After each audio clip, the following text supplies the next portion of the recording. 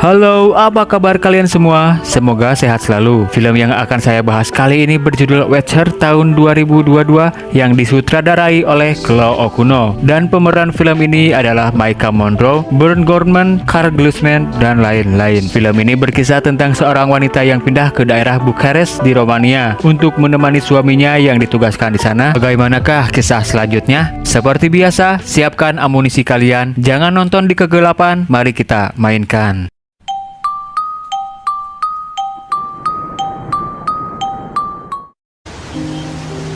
Film diawali dengan sepasang suami istri yaitu Julia dan Francis. Mereka sedang menuju ke sebuah apartemen di kota Romania. Julia yang berdomisili di Amerika Serikat menemani Francis yang saat itu ditugaskan ke kota Romania, kotanya sendiri. No, I don't. Sorry. Francis bekerja dengan jam kerja yang cukup panjang, sehingga Julia terpaksa menghabiskan waktunya sendirian di negara asing yang belum ia kuasai bahasanya. Tanpa seorang teman, sesekali Julia pergi untuk mengenali kota itu untuk menghabiskan waktu sambil menunggu Francis pulang bekerja. Ada sesuatu hal janggal dan aneh yang Julia rasakan saat itu. Ketika ia tidak sengaja melihat jendela apartemen di seberang, seorang pria yang terlihat samar-samar sedang memperhatikan ke arahnya. Dengan tidak ada pikiran apa-apa, ia pun kemudian kembali tidur.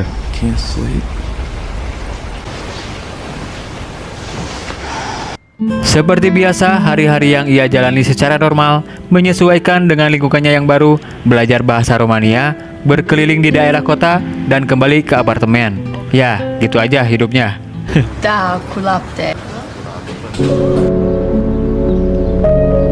Masih ia rasakan sesuatu yang mengganjal di benaknya tentang seseorang yang kemarin memperhatikannya di jendela. Di hari yang lain, Julia mulai merasakan bimbang karena tidak ada teman yang bisa ia ajak bersenang-senang. Jarang sekali ia menemukan orang yang fasih berbahasa Inggris. Kemudian rasa penasaran itu muncul kembali. Julia mencoba melihat sekitar jendela apartemen. Ternyata pria yang kemarin memperhatikan ke arah apartemennya kembali muncul dan terlihat samar-samar. Sepulangnya Francis, Julia belum memberitahu kepada Francis tentang seseorang pria yang terus-menerus memperhatikan ke kamarnya, karena mungkin itu hanya perasaannya saja. Francis merasa kalau Julia butuh hiburan dan teman. Ia pun mengajaknya jalan-jalan malam untuk melihat dan mengenal di daerah itu. It's kind of silly. For you. Setibanya di perjalanan, mereka melihat ramainya polisi dan warga setempat tentang adanya kasus pembunuhan misterius seorang perempuan di sebuah apartemen di dekat tempat tinggal mereka.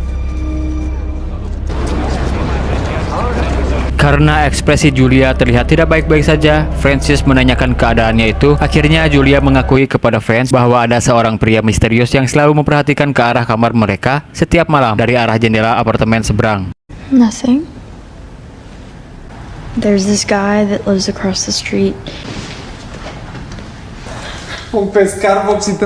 Malamnya saat mereka sedang bersama teman-teman Francis, Julia merasa terasingkan. Dia tidak mengerti apa yang sedang mereka bicarakan karena mereka tidak memakai bahasa Inggris. Ternyata mereka sedang membicarakan berita kemarin malam tentang pembunuhan seseorang wanita di sebuah apartemen yang kondisinya digorok oleh seorang pembunuh yang dijuluki si laba-laba. Saying the woman had her head cut off. Him the spider. Hai că exagerezi. Throat slit in her apartment around the same age. Nu exagerez deloc, așa l-au poreclit. Ești prea dramatic. Karena merasa diacuhkan dan tidak paham obrolan mereka, Julia berpura-pura pergi untuk membuang sampah. Saat di tangga, ia bertemu tetangganya seorang wanita yang bernama Irina. Mereka pun bertegur sapa satu sama lain karena Irina sangat fasih berbahasa Inggris. Thank you, but I meant, can you hear me inside my apartment? Yes, your English is perfect. Just bang on my wall if I'm ever making too much noise. Besoknya seperti biasa, Julia pergi keliling untuk sekedar menghilangkan penat. Ia melihat berita di koran tentang biodata wanita yang dibunuh waktu itu. Karena penasaran, ia mencari tahu di mbah Google tentang kejadian itu. Ditemukan berita-berita yang sangat menggemparkan karena bukan hanya satu saja wanita yang menjadi korban oleh si laba-laba, melainkan ada 4 korban termasuk korban wanita yang kemarin. Ada sebuah video terakhir dari wanita itu sebelum ia dibunuh. Ternyata pelakunya si Spider-Man itu memiliki gangguan psikis yang terobsesi dengan wanita-wanita cantik. Si pelaku memantau dan menyelidiki dulu calon korbannya sebelum dibunuh dan selalu mengikuti dari belakang kemanapun mereka pergi. Setelah sudah bisa mendekati korbannya, kepala mereka ditutup dengan sebuah kain, menatap korbannya dulu sampai puas dan langsung menggorok leher korbannya sampai hampir terputus. Karena terbayang-bayang oleh berita itu, Julia sangat parno ketika ia sedang sendirian, merasa ada yang selalu memperhatikannya dan mengikutinya selagi dia berjalan pulang. Untuk menghilangkan ketakutan dan kekhawatirannya, ia memutuskan untuk pergi ke bioskop agar perasaannya bisa tenang. Tetapi ternyata ada seseorang pria misterius yang gerak-geriknya mencurigakan duduk di belakangnya. Karena tidak ingin ada hal yang membahayakan, ia pun segera pergi dari sana menuju supermarket untuk membeli sesuatu.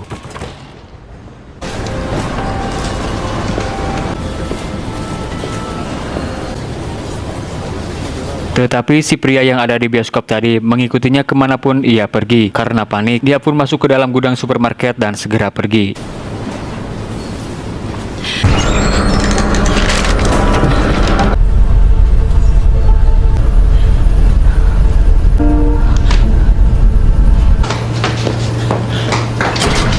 Di apartemen, Julia menceritakan kejadian tadi siang tentang seorang pria aneh dan misterius yang mengikutinya bermula dari bioskop sampai ke supermarket. Tetapi mungkin saja itu hanya sebuah halusinasi karena akhir-akhir ini perasaan Julia tidak enak setelah mendengar berita yang sedang ramai di kota itu. Lalu Franz mengajaknya memeriksa CCTV supermarket untuk memastikan dan melihat wujud pria yang mengikuti Julia tadi siang. I mean, they gotta have security tapes, right? Sesampainya di supermarket, meminta salah satu pegawai untuk memeriksa CCTV.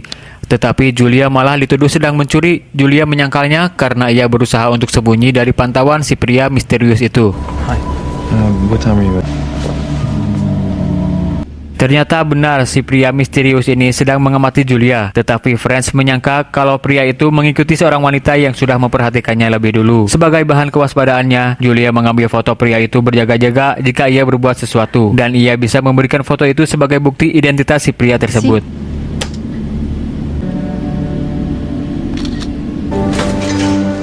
Seperti biasa, Franz pergi bekerja dan Julia menunggunya di apartemen. Karena ingin tahu gerak-gerik pria yang sudah mengikutinya, Julia memantau dari belakang jendela. Tetapi mungkin di siang hari si pria itu tidak memperlihatkan diri.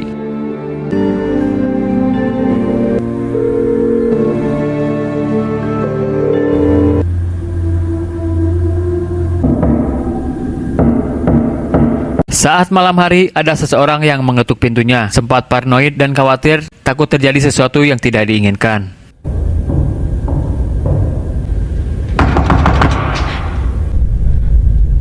Tetapi dia memberanikan diri membuka pintu dan ternyata itu hanya seorang emak-emak sedang mengoceh. Entah apa yang dibicarakannya membuat Julia tidak mengerti bahasanya. I'm sorry, I don't know. Kemudian Irina yang waktu itu sempat berkenalan di tangga memberitahu kalau si nenek itu sedang mencari Elvis, kucingnya yang hilang entah kemana. Elvis is her cat. He's gone missing and she's trying. Irina mengajak Julia untuk ngobrol bersama di kamarnya sambil minum amer untuk mengenal lebih dekat. Karena Julia butuh sekali seorang teman, maka ia juga mengiyakan ajakan itu. Masa sih nolak diajak minum? Do you feel like coming in for a drink? Ternyata Irina bekerja sebagai wanita malam atau wanita penghibur di salah satu klub di kota itu, memperlihatkan sebuah pistol pemberian mantannya untuk berjaga-jaga. Wow. I think he regrets it now. Setelah cukup ngefly, Julia kembali ke kamarnya dengan perasaan plong karena sudah ada teman untuk diajak ngobrol. Tetapi rasa penasarannya itu tidak kunjung hilang. Dia mengecek jendela dan melihat si pria misterius itu terus-menerus memandang ke arah kamarnya. Karena ingin tahu melihat ke arahnya atau bukan, Julia pun mencoba melambaikan tangan, memastikan apakah ia merespon lambaiannya itu. Ternyata tidak lama kemudian, pria itu pun merespon dan membalas lambaian Julia.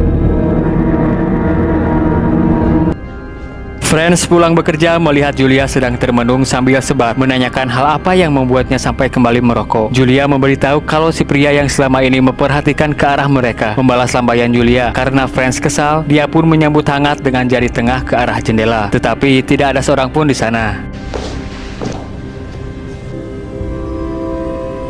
Do you see him? Karena dirasa ini tidak normal, mereka memutuskan untuk menghubungi polisi. Julia memberikan foto si pria yang kemarin ia ambil saat mengecek CCTV supermarket, meminta Franz dan pihak polisi menegur pria itu. Mostly. Look, this isn't normal.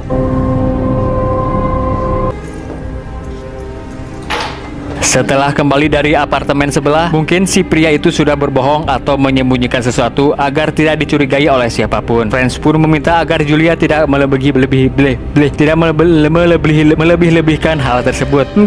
Karena dirasa itu sikap yang tidak rasional atau tidak logis. Beranggapan Julia mengalami stres yang berlebih. Mungkin akibat dari lingkungan baru yang belum Julia kenal, atau akibat dari karena ia selalu sendirian. Besoknya, seperti biasa, Julia berjalan-jalan di daerah kota. Tidak sengaja, ia melihat si pria misterius itu sedang berjalan ke suatu tempat. Kemudian ia mengikutinya sampai ke sebuah tempat di mana Irina bekerja di sana sebagai wanita penghibur.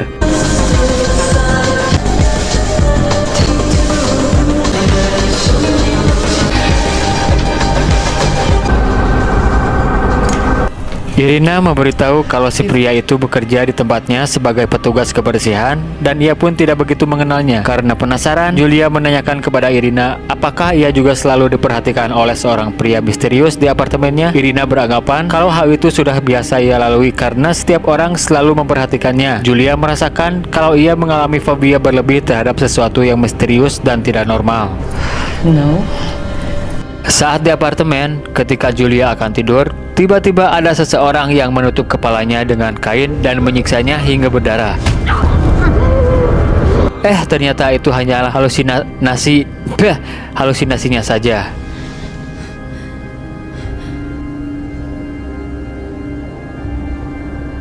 Karena mendengar Irina berteriak di kamarnya, Julia memeriksa ke kamar Irina bersama orang-orang yang terbangun karena Julia mengetuk pintu Irina dengan keras. Setelah masuk ke dalam, ternyata tidak ada apa-apa, hanya seekor kucing milik si nenek yang sempat hilang. I heard the screaming from the bedroom. Vezi? Nu-i nimeni. Numai o pisică. Si? Să scoată asemenea istericale, da? Si pemilik apartemen memarahi Friends karena Julia sudah mengganggu ketenangan dan membuat panik semua penghuni apartemennya. Tidak mau ada kegaduhan lagi, si pemilik apartemen memberikan kesempatan bagi mereka akan diusir jika ada lagi kejadian serupa. Bătrâni! What did she say? Friends mencoba menenangkan pikiran Julia karena tidak mau Julia semakin stres dengan halusinasinya dan fobianya itu. Friends mengajaknya untuk pergi ke sebuah pertemuan dengan teman-teman kerjanya nanti malam sambil minum amer. Amer deui. Julia mendengar seseorang yang mengetuk pintu kamar Irina. Ternyata itu adalah mantannya, sebut saja Ahmed. Karena Irina akhir-akhir ini tidak kelihatan batang hidungnya, makanya Ahmed memeriksa ke apartemen Irina. Julia coba menghubungi Irina, ternyata handphonenya ada di kamarnya, tetapi entah kenapa Irina tidak menanggapi telepon dari Ahmed ataupun Julia. Wait. Karena Ahmed fasih berbahasa Inggris, Julia meminta pertolongan kepada Ahmed untuk mendatangi apartemen si pria misterius yang berada di seberang. Sesampainya di sana, Ahmed mengetuk pintunya sambil memaki-maki. Tetapi tidak ada respon dari kamar itu. Kemudian Ahmed pun pergi karena ada urusan mendadak. Can you tell her that I came by? Karena masih penasaran, Julia mencoba mengetuk pintunya, tetapi yang keluar malah seorang pria tua. Julia pun malu dan segera pergi dari sana. Ketika Julia akan pergi, ia melihat si pria misterius itu di tangga. Mereka berdua pun kaget karena bertemu satu sama lain. Dengan perasaan takut, Julia mengabaikannya dan segera masuk ke dalam lift agar tidak ada hal yang tidak diinginkan. Tetapi si pria itu menghampirinya memandang dingin ke arah Julia. Ketika ia sedang melamun di kamar, tiba-tiba si pria yang tadi ditemui di tangga datang dengan seorang polisi, menegur Julia karena sudah memaki-maki dan menakuti ayahnya yang saat itu diteriaki oleh si Ahmed. Lives in the building across from you. Julia juga dituduh sudah memandangi si pria itu karena di negara sana berbeda dengan di negara kita. Memandang orang-orang yang baru kenal terus-menerus adalah hal yang tidak sopan dan sangat mengganggu. Kemudian Pak Polisi mendamaikan mereka agar tidak ada lagi kesalahpahaman satu sama lain. Si pria itu berjabat tangan dengan penuh ancaman sehingga membuat Julia merasakan hal yang membuatnya paranoid. Let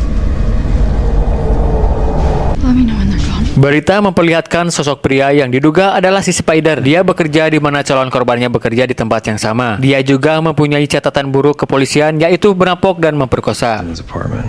You know, he'd been in prison for rape.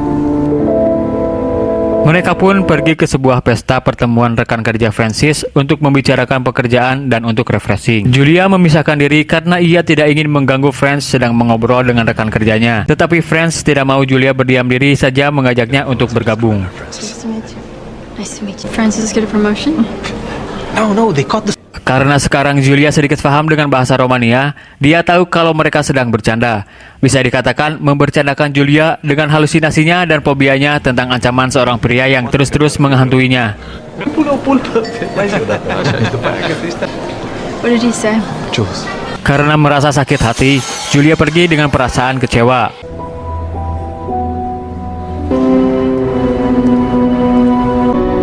Julia memutuskan pulang menggunakan kereta bawah tanah karena tidak ada taksi yang kosong saat itu.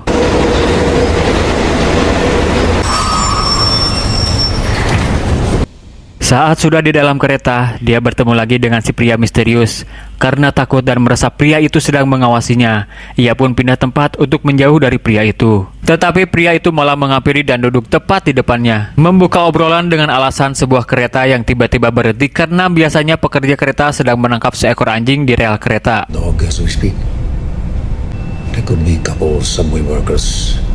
Terdengar dari obrolannya, si pria ini mengatakan tidak membutuhkan lama untuk mengejar dan menangkap seekor anjing. Dan jika kau cepat, hanya bisa dalam hitungan menit saja meskipun itu terasa sangat lama. Di sini mungkin kita hanya berasumsi kalau itu hanyalah obrolan biasa. Tetapi perkataannya itu ditunjukkan untuk seseorang yang sedang memburu korbannya.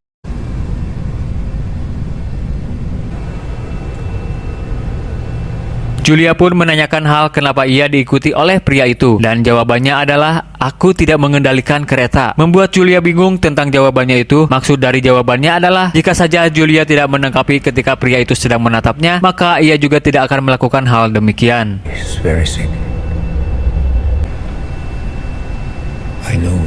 Penjelasan obrolan dari pria itu bahwa seumur hidupnya dia hanya mengurusi ayahnya yang sedang sakit dan mengabaikan kehidupannya sendiri. Dia mempunyai kebiasaan yaitu melihat orang-orang di sekitar, berharap ada yang memperhatikannya dan mendambakan seorang perempuan. Saat itu Julia melambai ke arahnya, menganggap kalau Julia sudah menyapanya. Tetapi Julia malah datang memaki-maki ke kamarnya dan Franz datang dengan seorang polisi. Seolah-olah dia sudah berbuat salah, dan di saat ia datang bersama polisi ke apartemen Julia, permintaan maaflah yang ia butuhkan saat itu. Tetapi itu sudah terlambat, mengira Julia akan mempermalukannya karena sudah mengikutinya. Sudut persepsi dan perspektif psikologis dari film ini adalah meyakini ada orang lain yang sedang menatapnya belum tentu menjadi tanda paranoia, melainkan upaya untuk memahami orang lain. Hal ini yang dilakukan oleh si pria itu. Kemudian, tindakan menatap seseorang secara langsung biasanya dianggap sebagai ancaman, dan dengan merasa ada orang lain yang sedang menatap, orang dapat bersiaga untuk melakukan langkah pencegahan. Dan inilah yang dirasakan oleh Julia.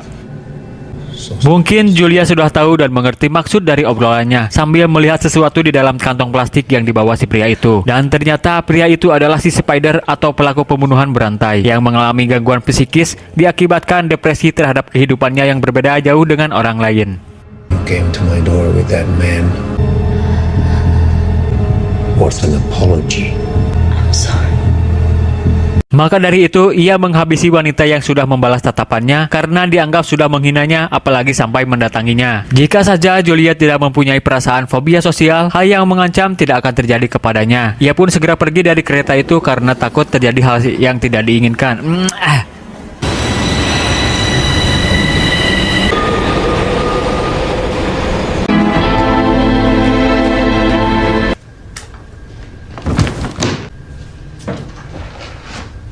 Julia berniat pulang ke tempat asalnya karena sudah merasa terancam. Tetapi dia mendengar seseorang di kamar Irina menyalakan musik, segera memeriksanya ke sana karena diketahui kalau Irina akhir-akhir ini tidak kelihatan.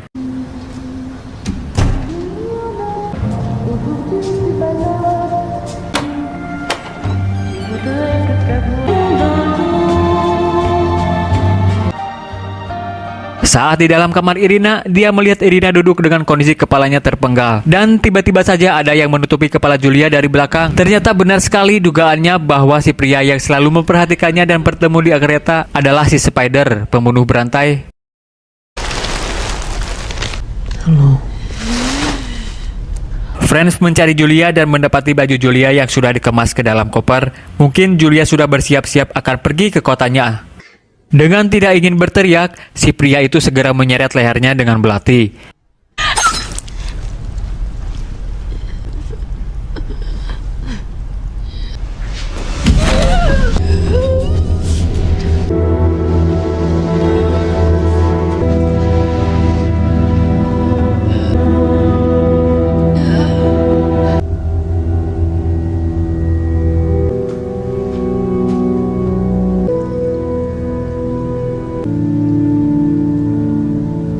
Tetapi Julia mantan aktor, dia berpura-pura mati agar si Spider bisa teralihkan dan segera pergi dari sana.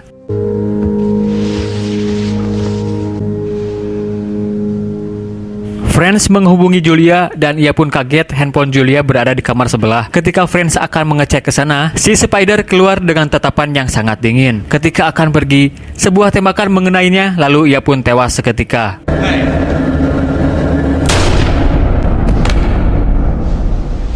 Ternyata alih-alih berpura-pura mati, Julia mempunyai ide untuk bisa mengambil pistol milik Irina yang pernah diperlihatkan waktu mereka sedang ngobrol di kamar Irina. Dan film pun selesai. Pesan yang harus kita ambil dari film ini adalah merasa diawasi seseorang belum tentu artinya ada orang yang benar-benar sedang memperhatikan kita. Saya dan 3 kru yaitu Kopi, Asbak, dan Roko undur pamit. Sampai jumpa di video selanjutnya. Jangan lupa subscribe, like jika suka, dan komentar jika ada kesalahan dalam penyampaian. Wassalamualaikum warahmatullahi wabarakatuh.